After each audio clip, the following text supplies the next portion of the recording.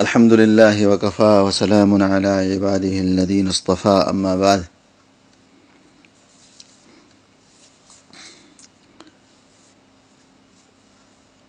حضرت نبی پاک صلی اللہ علیہ وسلم کی سیرت طیبہ کے بہت مختلف پہلو ہیں.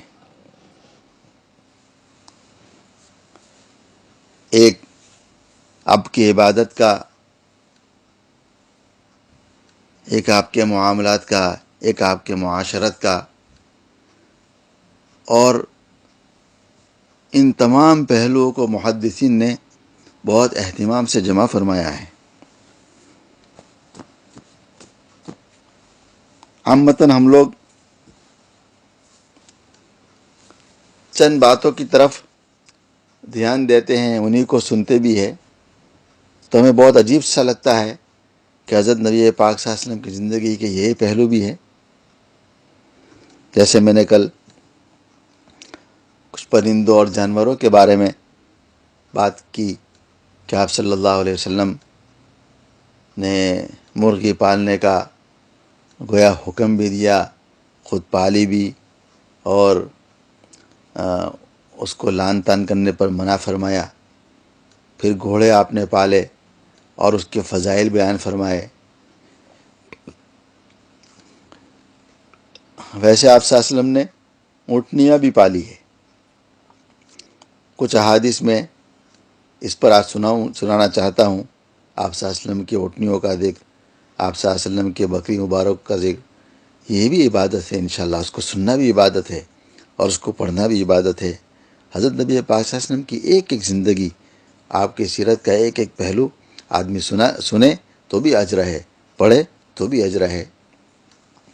اور ایک فائدہ اس طرح کی احادیث اور روایت کے سننے کا یہ بھی ہوگا کہ بعض مرتبہ شیطان ہمارے دل میں اپنی عبادت کا کبر پیدا کر دیتا ہے کہ میں بہت ذکر کرتا ہوں، میں بہت نوافل پڑھتا ہوں، اور میں بہت تلاوت کرتا ہوں، اور میرے یہ معمول ہے، یہ معمول ہے.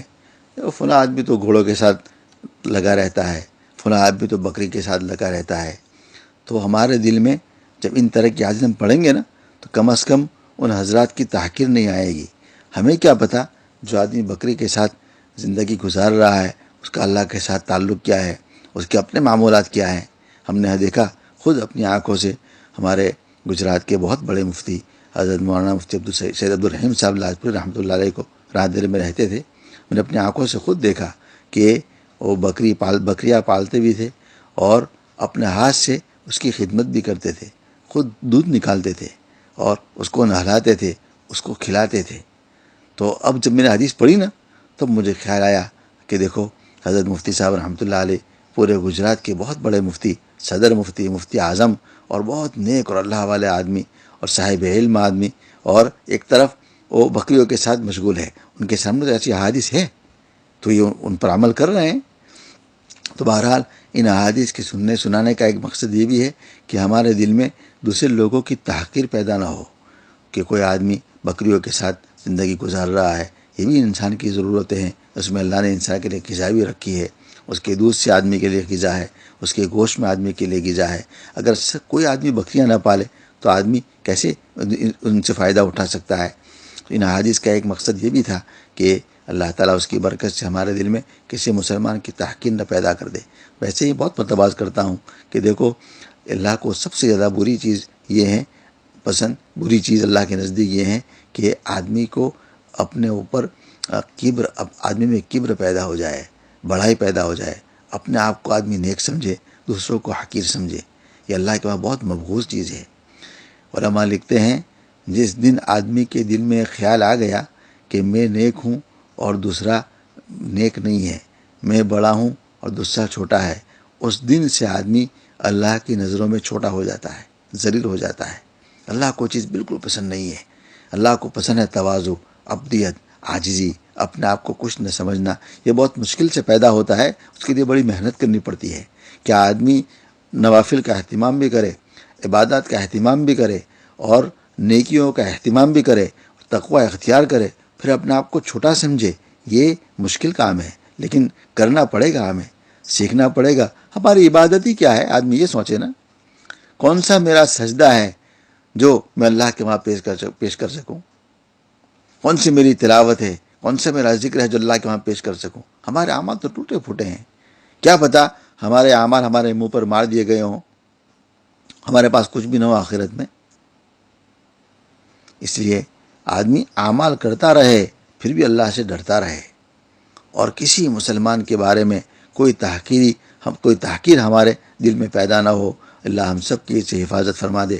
اس کے لیے آدمی کو بڑی محنت, ہمارے اکابر نے اس کام کے لیے اپنے آپ کو مٹایا, کسی اللہ والوں کے ہاتھ میں ہاتھ دیا, ان کی جوتیاں سیدھی کی, ان کی خدمت میں رہے, برسوں ناک رگڑی, تب جا کر اللہ پاک نے ان کو وہ مقام عطا فرمایا تھا کہ وہ اپنے آپ کو واقعی کچھ نہیں سمجھتے تھے. واقعی ایسے اللہ ہمارے اکابر کے حالات پڑے, اب ایسے حیران ہو جائیں گے.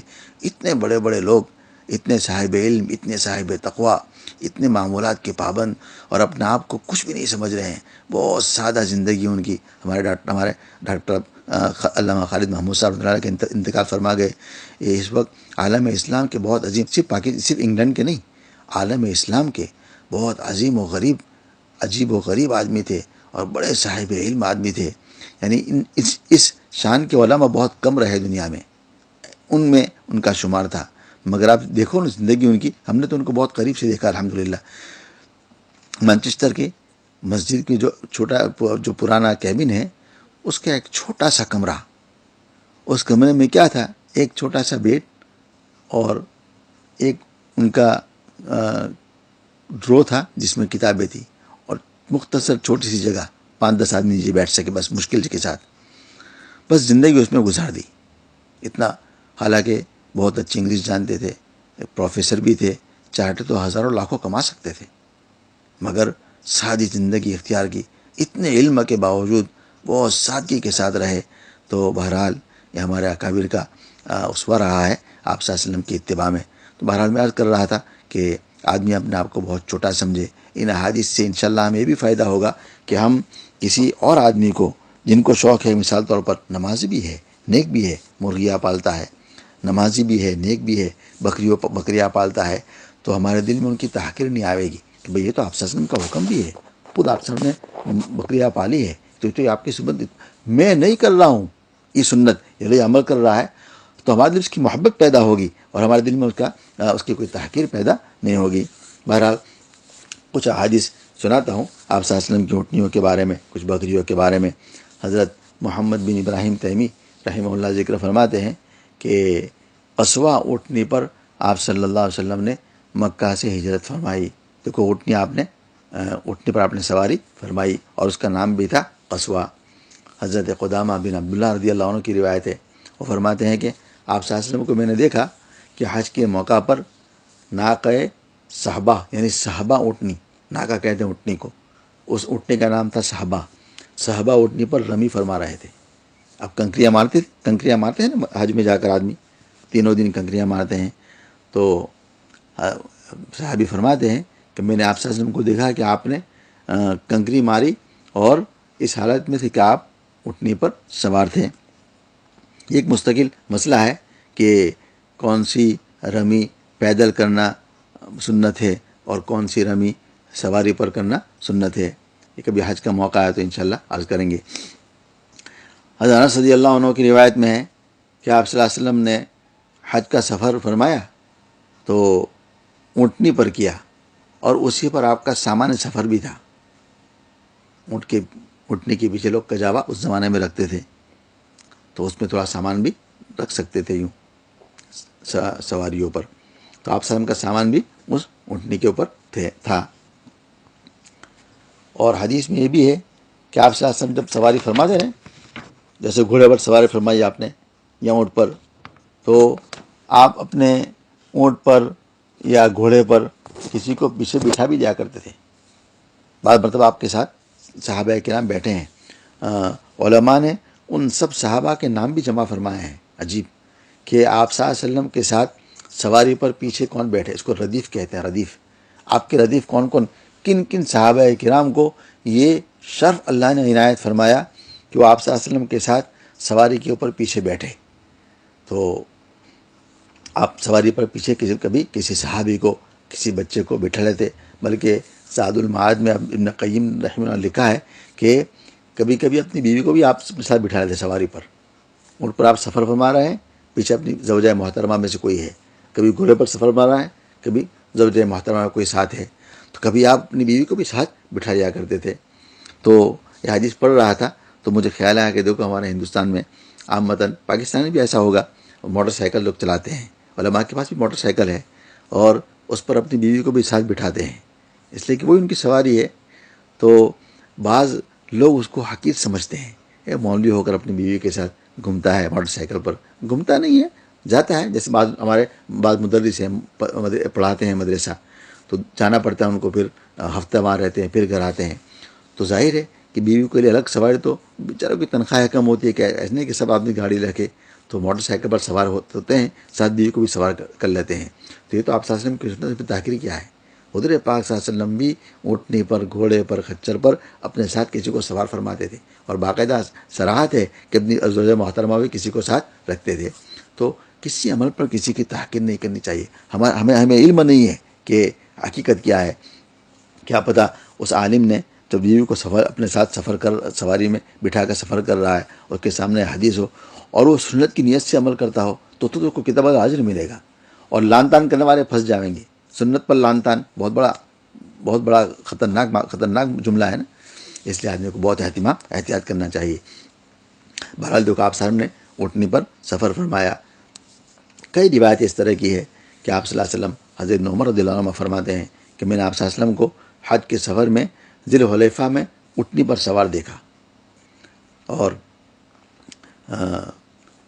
بیشتر بہت سے غزوات میں بھی آپ صلی اللہ علیہ وسلم نے سفر گھوڑے پر بھی کیا ہے اور اونٹنی پر بھی کیا ہے، اور آپ کی اونٹنی کے بھی مختلف نام آئے ہیں، جیسے ابھی قصوہ کا تذکرہ ہوا، صحابہ کا تذکرہ ہوا، ایک اونٹنی کا نام کا عسکر بھی تھا، اور ایک اونٹنی کا نام ثعلب بھی تھا۔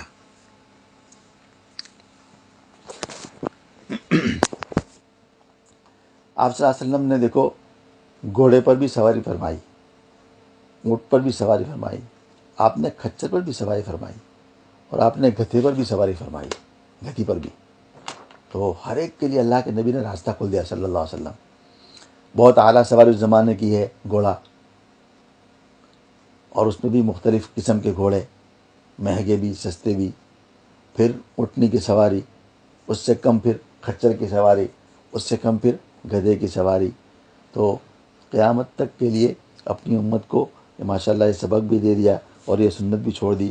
کسی کو اللہ پاک بہت زیادہ مال دے، اور وہ آدمی اپنے مال کا حق بھی ادا کر رہا ہو، اور وہ عمدہ سے عمدہ گاڑیاں استعمال کرے، تو بھی جائز ہے۔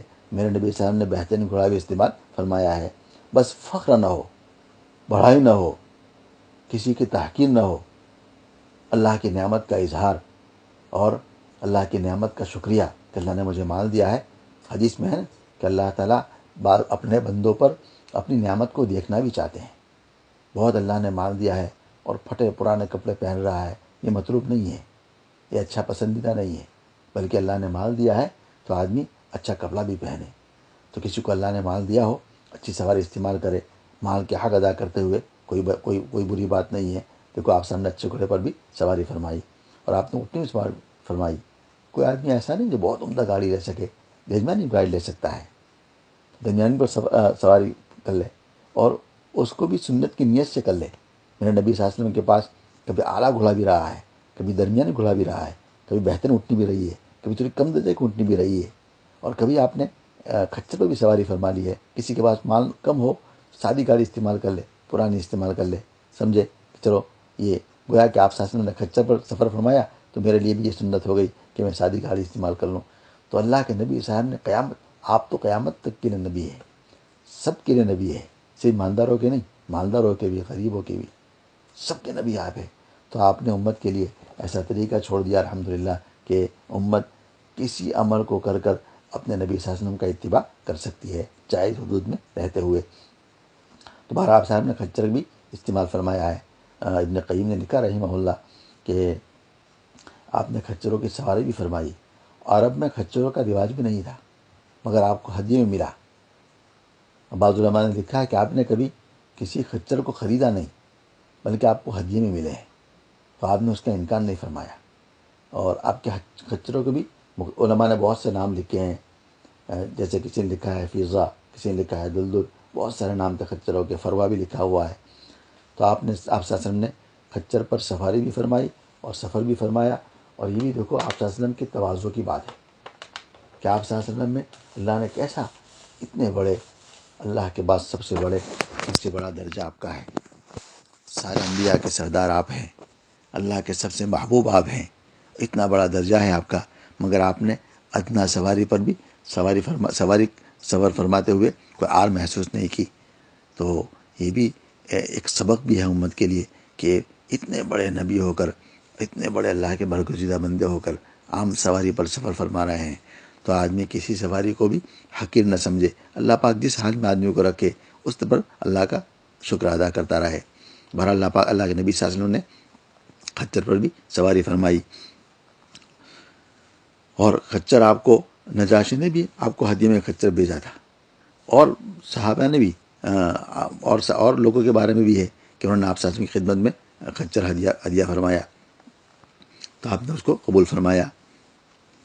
پھر اس سے نیچے گدھا ہے، حمار، اس پر بھی آپ نے سواری فرمائی۔ بعض لوگ اس کو بہت مایوس سمجھتے ہیں کہ بھائی یوں بیان کرے کہ حضور صلی اللہ علیہ وسلم گدھے پر بیٹھے، تو حدیث میں ہے، اس میں کون سی بری بات ہے؟ تو ہم نے اپنے ذہن میں کوئی بات بنا لی ہے نا، اس طریقے سے آدمی حدیث کا انکار کر دیتا ہے۔ تو آدمی ایسی بات کو سنے تو آدمی معیوب نہ سمجھے، یہ تو احادیث اور سیرت کی کتابوں میں بھرا ہوا ہے، پڑھا پورا، علماء نے اس پر کئی اوراق لکھے ہوئے ہیں، کتنے صفحات لکھے ہوئے ہیں کہ آپ صلی اللہ علیہ وسلم نے کس گدھے پر سواری فرمائی۔ حضرت عذر رضی اللہ عنہ فرماتے ہیں کہ میں نے آپ صلی اللہ علیہ وسلم کو گدھے پر سوار ہوتے ہوئے دیکھا، اور ایسا حال تھا کہ سورج غروب ہو رہا تھا، مغرب کا وقت تھا۔ دیکھو صحابہ نے کیسی کیسی باتیں محفوظ رکھی، آپ صلی اللہ علیہ وسلم سفر فرما رہے ہیں گدھے پر، اور وقت کیا اس کو بھی محفوظ رکھا کہ میں نے آپ صلی اللہ علیہ وسلم کو دیکھا کہ آپ سفر فرما رہے ہیں گدھے پر، اور بالکل سورج غروب ہو رہا تھا۔ اور علماء نے تو یہاں تک لکھا کہ گدھے کی سواری حضرت انبیاء علیہ السلام کی سواری تھی، اور انبیاء علیہ السلام نے بھی اس میں سفر کیا ہے، اس پر سواری کی ہے، اور چونکہ اس میں تواضع و مسکنت بھی ہے اور غربا مساکین کی سواری ہے، تو آپ صلی اللہ علیہ وسلم نے ہمیشہ قیامت تک کے لیے آنے والے غربا کے لیے بھی ایک طرز حیات کو چھوڑ دیا۔ الحمدللہ علی ذالک۔ ابن مسعود رضی اللہ عنہ کی روایت میں ہے کہ حضرات انبیاء کرام علیہ الصلوۃ والسلام صوف پہنتے تھے، یعنی سادہ کپڑا، بہت عالیشان لباس نہیں، صوف، موٹا کپڑا، اور بکریوں کا دودھ خود نکال لیتے تھے، بکریوں کو دھوتے تھے، پانی خود دودھ نکالنا، اور گدھے کی سواری فرماتے تھے۔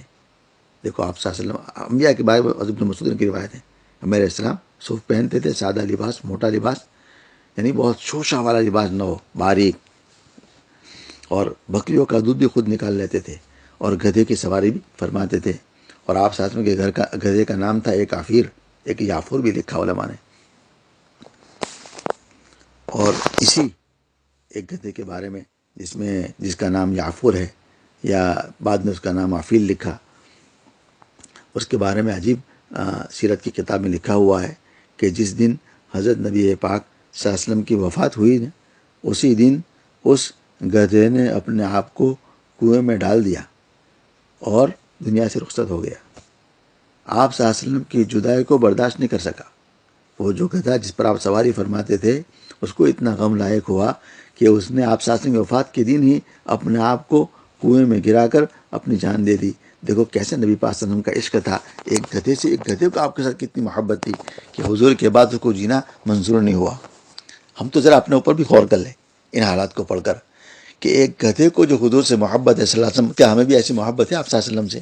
ہر آدمی اپنا جائزہ لے، زبان سے ہم چاہے کتنا کہہ دے، اور اس میں کوئی شک نہیں، یہ تو حقیقت ہے کہ آپ صلی اللہ علیہ وسلم کی پوری امت جتنی اس وقت حیات ہے اور جتنے لوگ جا چکے ہیں، مرد عورت چھوٹے بڑے، ہر گناہ سے گنہ گار، ہر ایک کو اللہ کے نبی صلی اللہ علیہ وسلم سے ایک گناہ محبت ضرور ہے، اس میں کوئی شک نہیں۔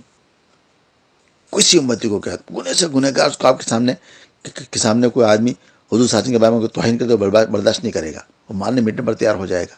میرے نبی کے چاہے زندگی میں عمل کچھ نہیں ہوگا، اس میں کوئی شک نہیں کہ آپ صلی اللہ علیہ وسلم سے ہر امتی کو ایک گناہ محبت ضرور ہے، لیکن ایسی محبت آپ صلی اللہ علیہ وسلم سے مطلوب ہے جو محبت ہمیں آپ صلی اللہ علیہ وسلم کے طریقے پر ابھارے، کھڑا کرے، سنت کا اتباع کروا دے۔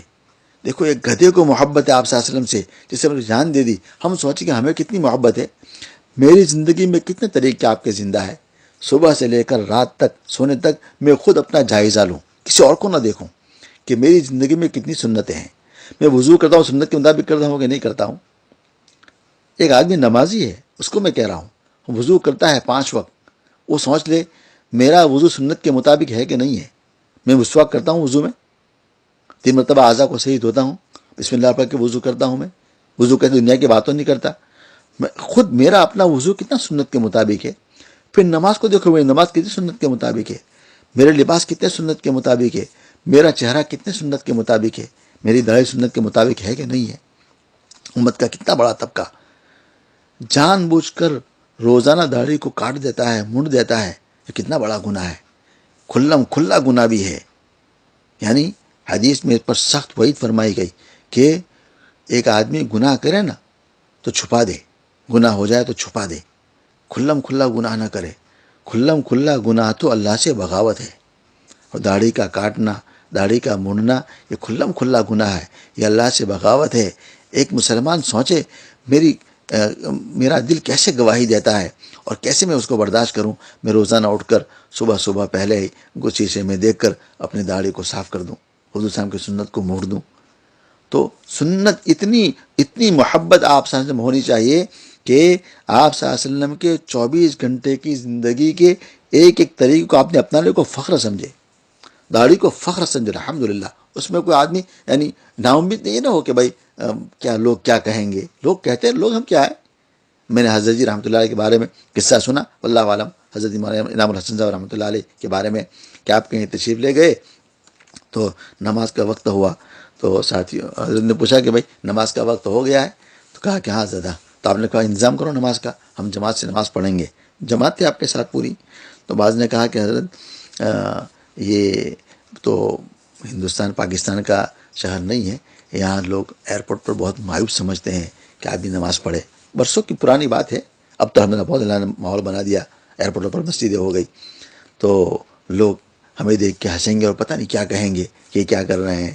تو حضرت جی نے کتنا اچھا جواب دیا، فرمایا بھائی لوگ کہیں گے، ہم تو دیکھیں اللہ کیا کہے گا، اللہ کیا کہے گا۔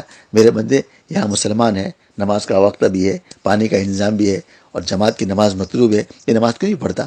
تو ہمیں تو اللہ کو دیکھنا، اللہ کیا کہے گا۔ لوگ کیا ہے، لوگ کہیں، لوگ کہتے رہے، لوگ تو لوگوں کی زبان کون آدمی بند کر سکتا ہے۔ تو بہرحال تو مجھے بات یاد آ گئی گدھے کی وجہ سے کہ دیکھو آپ صلی اللہ علیہ وسلم کے عشق میں گدھے نے اپنی جان دے دی۔ ہمیں اللہ کے نبی سے اتنی محبت مانگنی چاہیے، اللہ سے اتنا عشق مانگنا چاہیے کہ ہمیں آپ صلی اللہ علیہ وسلم کی ہدایت عالی سے اتنی محبت اللہ پاک دے دے کہ ہمیں سنت پر عمل کرنا آسان ہو جائے، کوئی سنت میری زندگی میں نہ چھوٹے۔ سنتوں کو تلاش کرو روزانہ۔ ہم دیکھو روزانہ 24 گھنٹے میں کتنے کام کرتے ہیں، اگر ہم سارے کام اپنے سنت کے مطابق بنا لیں تو سارا ہمارا عبادت ہے۔ ہاں روزانہ ہم کھاتے ہیں، 2 وقت کھانا کھاتے ہیں، بعد 3 مرتبہ کھانا کھاتے ہیں۔ اگر کھانے کو ہم سیکھ لیں کہ آپ صلی اللہ علیہ وسلم کا طریقہ کھانے میں کیا تھا، اس طریقے سے آدمی کھا لے تو ہمارا کھانا عبادت۔ ہم روزانہ سوتے ہیں 5 6 7 8 گھنٹے انسان سوتا ہے، بس اتنا سیکھ لیں ہم کہ میرے نبی صلی اللہ علیہ وسلم سوتے کیسے تھے، چند چھوٹے چھوٹے عملیات ہیں، اتنا میں سیکھ لوں اور اس پر سوؤں میں، تو میرا روزانہ 5 6 7 گھنٹہ سو جانا عبادت ہے۔ کتنی بڑی بات ہے۔ تو آپ صلی اللہ علیہ وسلم سفر فرماتے تھے، ہم سفر کریں تو ذرا سیکھ لیں سفر کی دعا کیا ہے، سفر کے آداب کیا ہے، موٹی موٹی چیزیں ہیں، وہ ہم سیکھ کر اگر سفر کر لیں، ہفتے کا سفر، 2 ہفتے کا سفر، مہینے کا سفر، ہمارا پورا عبادت ہو جائے گا۔ یوں اپنے گھر میں بچوں کے ساتھ، بیوی کے ساتھ ہمارا رہنا، ان سے کس طرح بات کرنا، زندگی کیسے گزارنی، یہ سارا ہمارا عبادت بن سکتا ہے اگر ہماری نیت صحیح ہو جائے، ہمارا طریقہ صحیح ہو جائے۔ اسلام میں کوئی چیز مخفی نہیں، الحمدللہ 24 گھنٹے کی زندگی محفوظ ہے ہمارے پاس آپ صلی اللہ علیہ وسلم کی۔ اب میں کہتا رہتا ہوں نا کہ علماء نے لکھا ہے کہ آپ صلی اللہ علیہ وسلم نے 11 شادیاں فرمائی، نہیں زیادہ شادی فرمائی۔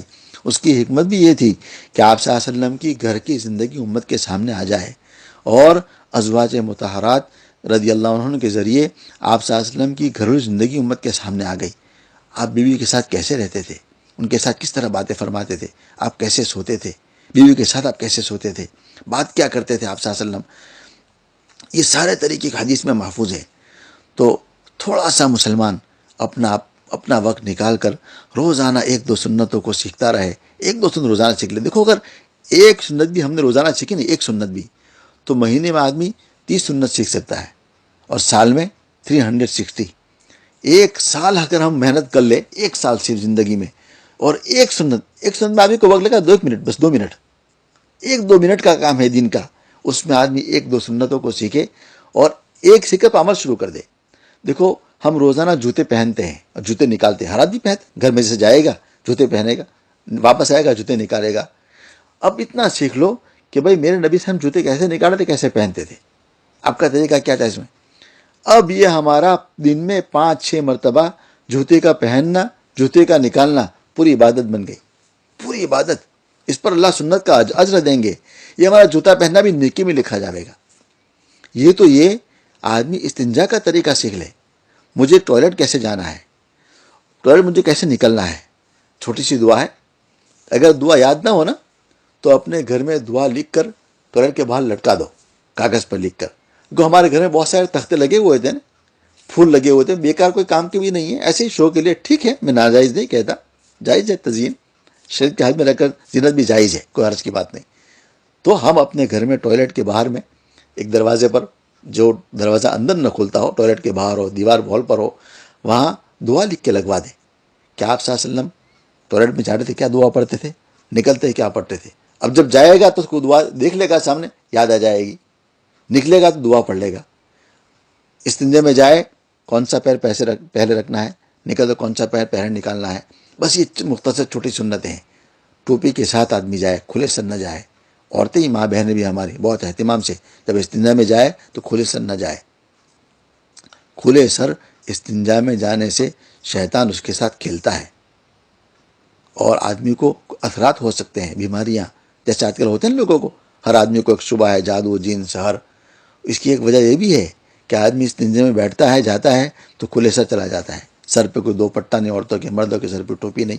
تو یہ موٹی موٹی حضرت عائشہ رضی فرماتی ہے کہ میں نے اپنے والد صاحب کو دیکھا، وہ صدیق رضی اللہ عنہ کو، کبھی آپ نے استنجا میں بغیر کھلے سر کبھی نہیں گئے، آپ ہمیشہ سر پہ ٹوپی رہتی تھی. تو یہ چند موٹے موٹے سنت آدمی سیکھ لے جو روزانہ ہمیں کرنا ہے. استنجا روزانہ کرنا ہے، جوتے روزانہ پہننے ہیں، کپڑے روزانہ پہننے ہیں، باہر گھر سے نکلنا روزانہ ہے، آنا گھر میں روزانہ ہے، وضو روزانہ کرنا ہے، نماز روزانہ پڑھنی ہے، سونا روزانہ ہے، کھانا روزانہ ہے. چند موٹے موٹے اعمال جو ہمارے ہیں، جو ہمیں روزانہ کرنے پڑتے ہیں، کم از کم ان کی سنتیں ہم سیکھ لینا تو ہماری 24 گھنٹے کی زندگی ہماری مکمل عبادت ہو جائے گی. مکمل عبادت، کھانا بھی عبادت، سونا بھی عبادت، کپڑے پہننا بھی عبادت، کپڑے نکالنا بھی عبادت، گھر سے جانا عبادت، واپس آنا عبادت، جوتے پہننا عبادت، استنجا میں جانا عبادت. کتنی بڑی زندگی، کتنی اللہ کی نعمتیں ہیں کہ آدمی اپنے کام بھی کر لے، اپنا پیٹ بھی بھر لے اور اپنی استنجا کی ضرورت بھی پوری کر لے، اور اللہ پاک لکھ دے کہ آدمی عبادت کر رہا ہے، یہ عبادت کر رہا ہے. پھر سنت کا اجر، نبی صلی اللہ علیہ وسلم کی محبت اس سے بڑھے گی، وہ عشق آپ کا بڑھے گا، اللہ کا تعلق بڑھے گا، اور زندگی میں چین، سکون، اطمینان. سنت کی برکت سے اللہ پاک سب کچھ دے دیں گے، انشاءاللہ سب کچھ دے دیں گے. تو بات تو پتہ نہیں میری کہاں سے نکل گئی. بہرحال بہت اہتمام سے ہمیں اپنے زندگی میں روزانہ سنتوں کو اہتمام سے سیکھنا بھی چاہیے اور عمل بھی کرنا چاہیے. اللہ تعالیٰ ان ٹوٹی پھوٹی باتوں کو مجھے خود بھی عمل کی توفیق عطا فرما دے، اور سننے والوں کو بھی. علماء نے بہت آسان اور ضخیم کتاب اس موضوع پر لکھی ہے. اس کتاب کو اپنے پاس رکھ لے آدمی کہ بھئی آپ صلی اللہ علیہ وسلم کی زندگی کی سنتیں کیا ہے. جیسے میں نے اس دن کہا تھا شمائل کبریٰ میرے پاس ہے، وہ تو بہت ضخیم ہے، ہر آدمی کی دیکھنے کی بہت تفصیلی ہے. چھوٹی چھوٹی کتابیں اس پر علماء نے لکھی ہے. ہمارے حضرت ڈاکٹر عبداللہ صاحب عارفی رحمۃ اللہ علیہ کی بہت مشہور کتاب ہے اسوہ رسول اکرم صلی اللہ علیہ وسلم، ایک جلد میں ہے، وہ اپنے پاس رکھ لے. اس میں آدمی روزانہ ایک سنتوں کو سیکھتا رہے اللہ، اور گھر میں اس کی تعلیم بھی شروع کرے، اپنے بچوں کو بھی سکھائے. ایک سنت سیکھے، بچوں کو سکھا دو. ہم سمجھتے ہیں کہ جو بچہ چھوٹا ہے ابھی کیا ہے، بڑے ہو کر سیکھ جائے گا. نہ، یہی سکھانے کا زمانہ ہے. یہی بچے کے ذہن میں بات ڈال دو، بس بچپن ہی میں. کوئی عمل نہ کرے، کوئی بچہ عمل نہیں کرے گا، اس کے ذہن میں بات ضرور رہے گی انشاءاللہ. آج نہیں، کل یہ بڑا ہوگا، اور جب یہ خود عمل کرے گا نا تو اس کو باپ کی بات یاد آئے گی، ماں کی بات یاد آئے گی، استاد کی بات یاد آئے گی کہ میرے استاد نے مجھے سنت سکھائی تھی، میرے باپ نے مجھے سنت سکھائی تھی، میری والدہ نے مجھے سنت سکھائی تھی، تو عمل کرے گا انشاءاللہ، ہمیں اجر ملے گا۔ تو بچے کو ایسا نا کہ بچہ سمجھ کے چھوڑ دے، ہمارا کام ہے سکھا دینا، ہمارا کام بتلا دینا بس، محبت سے پیار شفقت کے ساتھ، جیسے ہم ان کو سویٹ کھلاتے ہیں، ڈرنک پلاتے ہیں محبت کے ساتھ، کپڑے پہناتے ہیں، ویسے جب ہم کپڑے بچوں کو پہنا ہے نا تو اس وقت سکھا دو، دیکھو بیٹے جب کپڑے پہنو نا تو دعا پڑھنی ہے، بس دعا بھی نہ کراؤ، وہ چھوٹا بچہ ہے کوئی بات نہیں، یا آپ پڑھوا دو، آپ کو یاد ہو وہ پڑھتا رہے آپ کے ساتھ، سیکھ جائے گا، کم از کم سکھا دو نا۔ دیکھو جب آپ کفنی پہن رہے ہیں تو بچہ بیٹے رائٹ ہینڈ کا آستین پہلے پہننا، یہ سنت ہے، بس اتنی بات ہو گئی، اس کے ذہن میں رہے گا انشاءاللہ کہ میرے باپ نے مجھے سنت سکھائی تھی کہ میں آستین جب کپڑا پہنوں تو رائٹ آستین کو پہلے پہنوں اور لیفٹ کو بعد میں، جب نکالوں تو پہلے لیفٹ کو نکالوں، پھر یہ سکھا دو بچے کو، جب آپ اپنا نکالیں نا، دیکھو بیٹے پہلے لیفٹ کا پہلے نکالو، رائٹ کا بعد میں نکالنا، یہ میرے بھی شاسم کی سنت ہے، بس ہو گیا ہمارا سبق، ایک دن کا ہو گیا۔ تو انشاءاللہ اس طریقے سے ہم بچہ کو ہم جوتا پہنا رہے ہیں روزانہ، تو اس کو سکھا دو جوتا پہنتے ہوئے۔